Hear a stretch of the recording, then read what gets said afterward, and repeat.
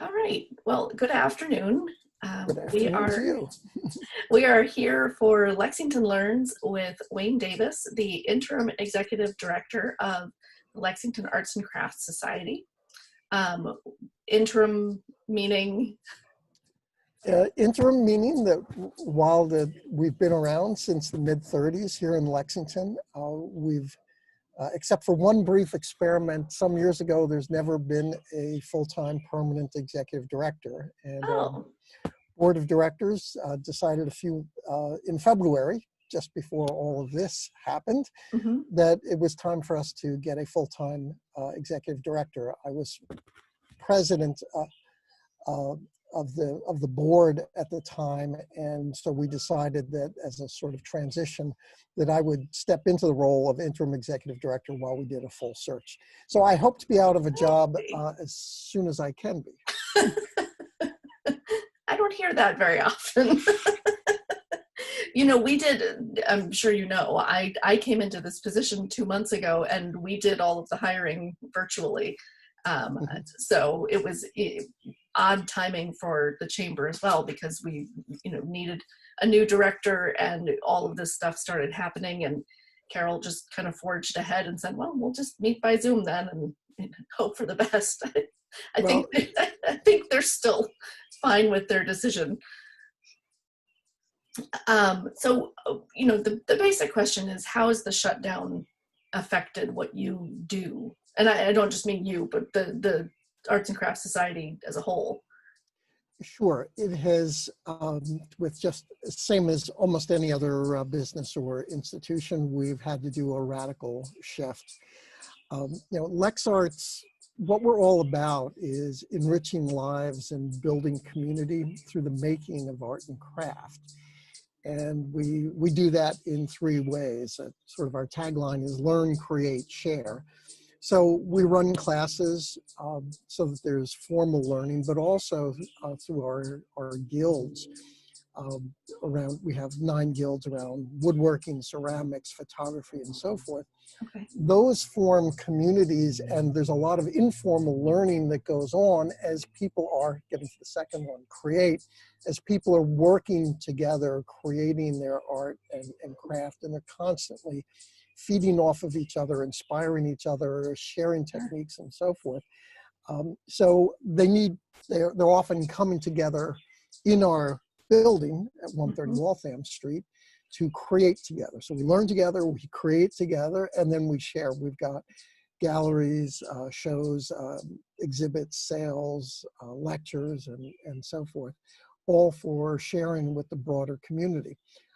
Quite obviously, we can't do that stuff based around our building, so we've had to shift to the digital space. So we've launched online classes that are going on now.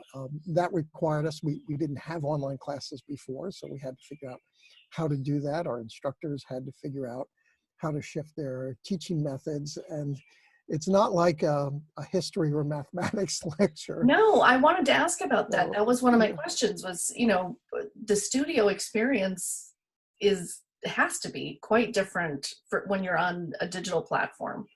It certainly is, and the different types of media have different challenges. So, for example, with ceramics, you've got to get your hands in the mud, so to speak.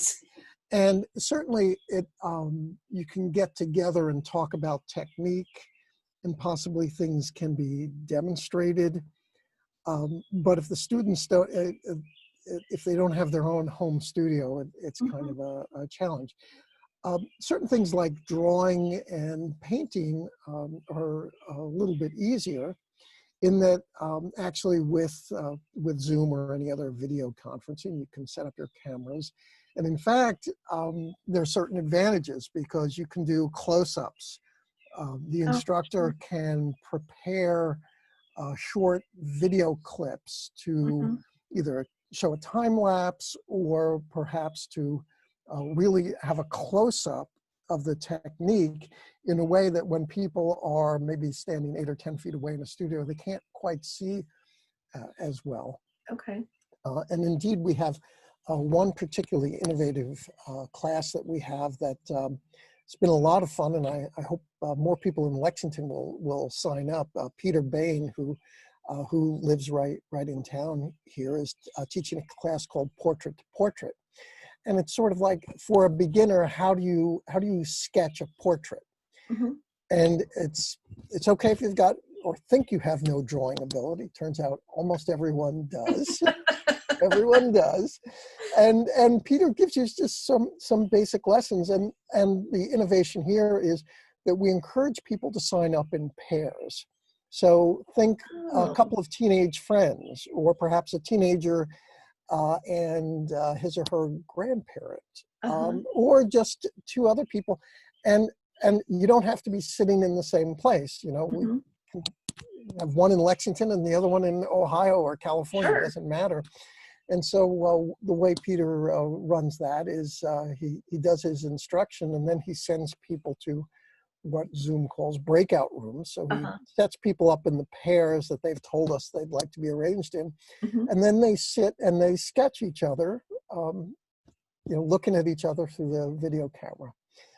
And so it's a blast. People are really enjoying it and having a great time. And so what we've tried to do, I mean, we're a bunch of artists, so creativity, innovation, and so forth, we're trying to figure out how to do things differently with this opportunity that COVID-19 has given us. Right. That was a question that I had for you, because I know, well, you and I were talking before I started the recording about some of the pieces of art that I've collected in my home. And I have some paintings that I actually, through the Wayland Arts organization, had purchased. And the artist had made them right after the 2016 election and presidential election. She was unhappy with the results as they had come about, and but it spurred her to create these pieces, and she calls them Reflection 1 and Reflection 2, and it's a reflection of how she was feeling at the moment. So I know that times of stress can actually bring out more creativity, and I wanted to ask you, have you seen that from some of the artists and artisans?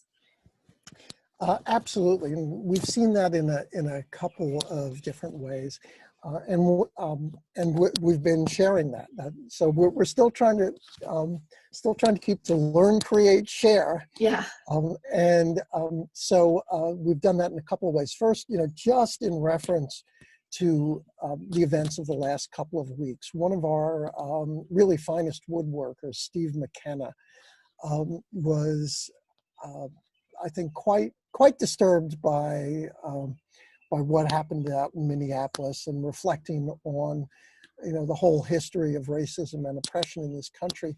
And he immediately was inspired to do a 3-part sculpture, which you know, he went into his wood shop and worked away for a couple of days, and he sent me some pictures and said, "Can I put this out in front of the building?" And we said, absolutely. So if people want to drive or walk by 130 Waltham Street, you can see Steve McKenna's response literally to events just of the last couple of weeks. Wow. Beautiful sculpture, really nice. So I would encourage people to come out and visit that. The other responses, fairly early on, we created a special section of our Facebook page.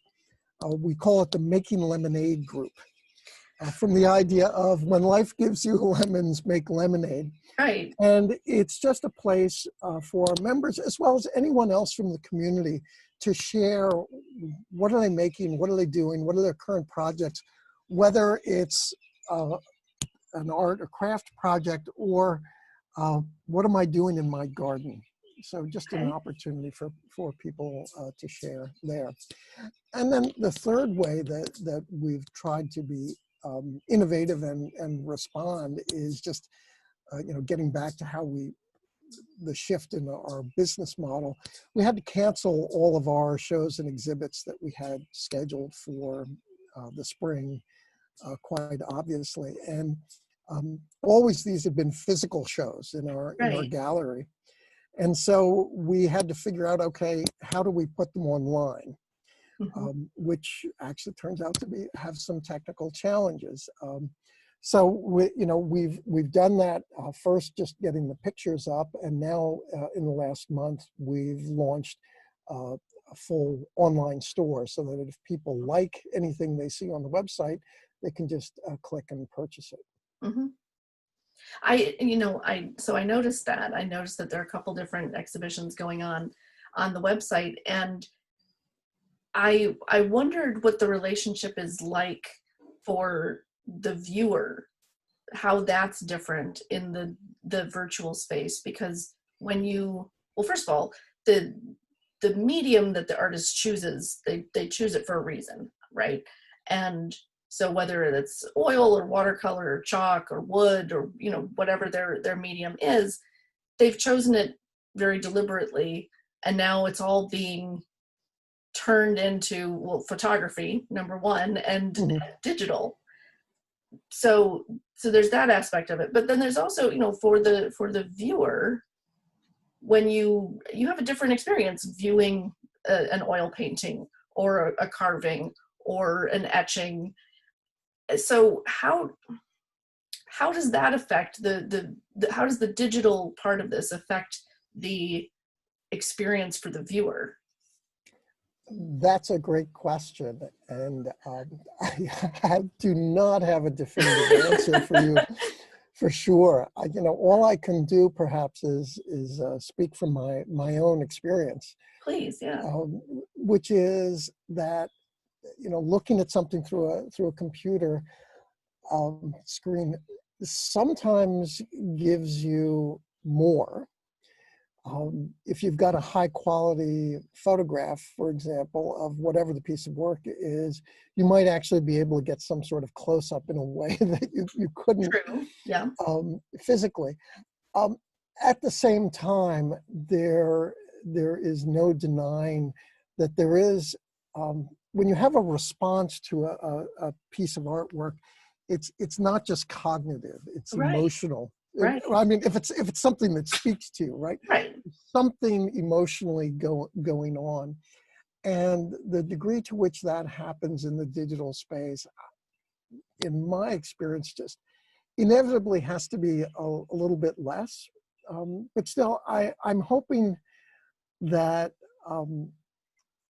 just having the images available sparks some joy, some recognition for people.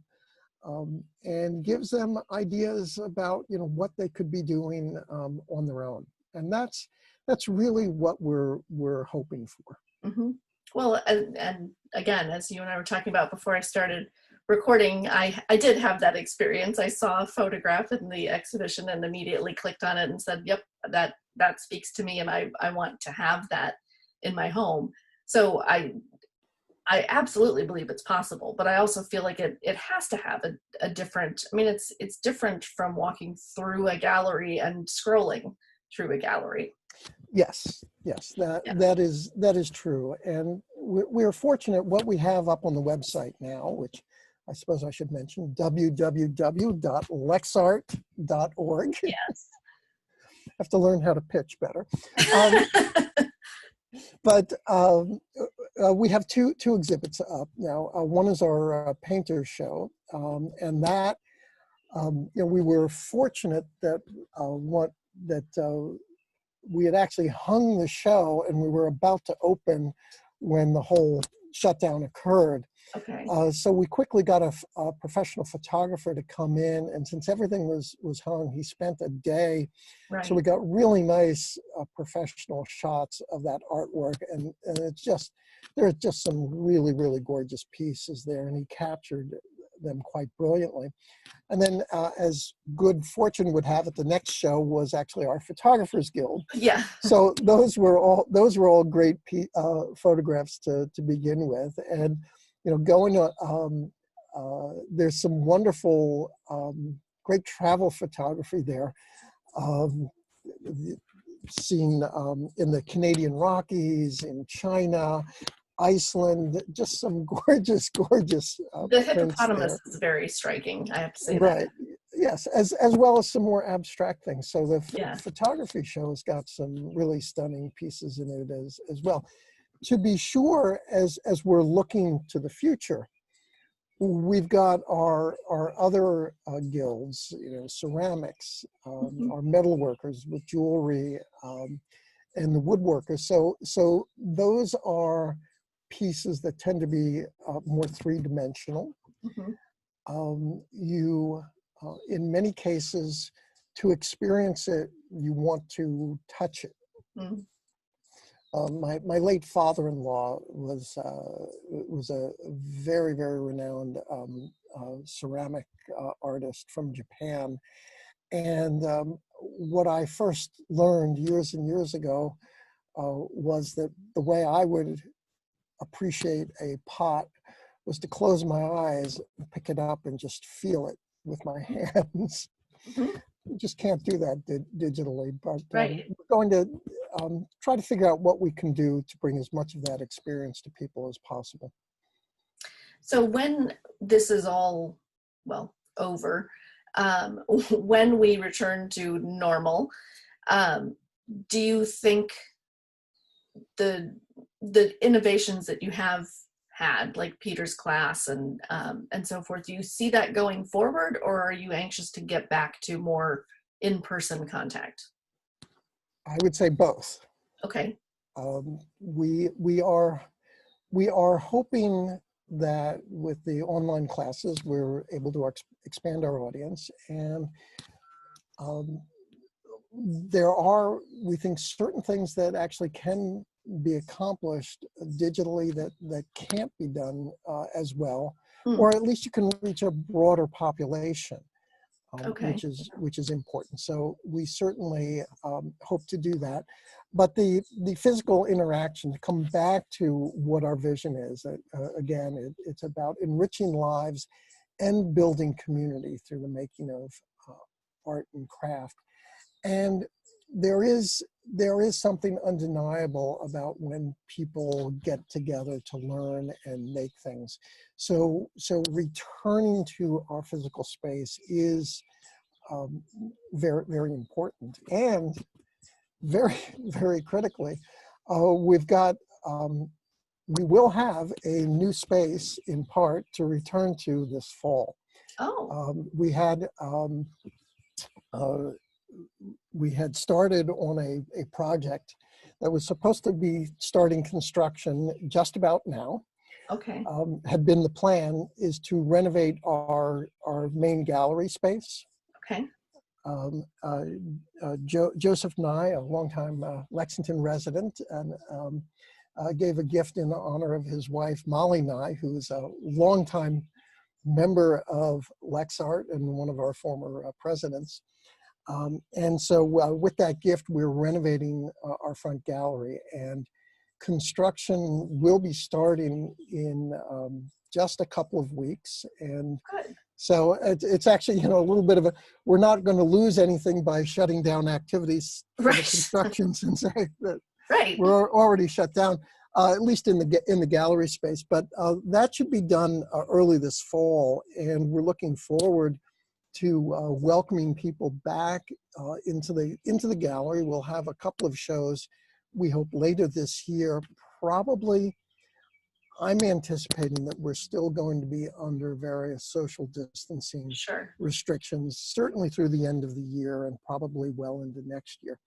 So we probably won't have a grand opening gala bash, at least not in October or November of this year. Right. But we'll have it eventually, and we really do look forward to welcoming the community back into our space. Before then, that's just the front portion of our building, the gallery portion. Our studios, we're actually doing our planning right now. We expect to be able, pending the governor's next set of orders, because we're a phase 3 Yep. institution, we do expect to get the go-ahead from the state within a couple of weeks that would allow us to reopen. And so we're planning how we would do that. I would anticipate at the beginning we're going to be very conservative and Right. restrict the number of people who can come in, and it will probably just be our guild members at first. Whether we can resume offering classes in the fall is something that we hope to do, but it's a little too early to make any commitments. Mm-hmm. Well, I mean, yes, like everybody, everything's tentative, and we're all trying to plan as best we can, knowing that those plans may change. Everyone's having to learn a lot of flexibility, I think. Yes, and that's, in my book, that's a great thing. Oh, I agree. I agree. I think I was going to say about the studio space, I am no artist by any means, but I know many people who have, various creative outlets. And I know even the smell of the studio can be inspiring. Smelling the paint or the chalk, or, smelling your medium, right? And entering that space often puts you into that mode, the creative mode. So I can imagine how important that is. I hope you guys are able to get back to that. Yes, we all hope so too. It's, I think for many of our members, and I spent a lot of time over the last year just talking to our members to say what's important about what we do. And as one member put it, well, this is my happy space. Yeah. Or my happy place. And what she meant by that was that she just gets, it's a sense of community that she gets that is different from the other types of community. So, I mean, different people, they may work and they've got their tribe at their place of work. They may attend place of religious worship and that type of community and so forth. But here, people are coming together out of something a little bit different, and that's their interest in a particular creative medium. And so the type of connection that they get is very different. And friendships are built that just feel very different than other types of friendships. And that's really important, and it nourishes people. Yes. And so we've tried as much as we could through Facebook, through having small groups getting together, connecting on Zoom or other video conferencing platforms. We've tried to preserve that over the last couple of months to encourage it, so that as we are able to resume normal activities, we can pick that up again. And certainly we do hope that through perhaps broadcasting a little bit more over the internet, that we can attract new people, and we certainly do welcome new folks to come in and see what we have to offer and see what they might learn from us. That's excellent. And teach us too. Well, that's excellent. Thank you. I really appreciate you taking the time to talk with me today. And I wish you luck on these building projects, because that in itself can be a challenging obstacle to overcome. And now you've got it in the middle of a pandemic too. So I do wish you the best of luck with that. Well, thank you. And thank you for the opportunity to talk about LexArt. We do feel like we're an asset to the community that we do hope to share and make available and encourage more people to come out and enjoy what we have to offer. Well, I can personally plug the online exhibitions. I have browsed through both of them, and they are well worth the time. Okay, good. And I would encourage people on the classes. I know there are lots of people out there who say, just like you, oh, I couldn't do that. And in fact, some of the stuff is more intermediate level for people who do have skill, but there are other classes where we really are just trying to make it available to anyone who might be interested in exploring something. So as a matter of fact, the photographer whose print you really liked has a wonderful class called Painting with Light. And she has two versions of that. One is for people who are using a digital SLR camera. But the other is just if you have an iPhone. Really? And yeah, so, and it's how to just make creative photographic images, not trying to take a photograph, say, of a person Right. or an object. So Right. obviously you do that, but it's how do you take something like that and make something creative out of it.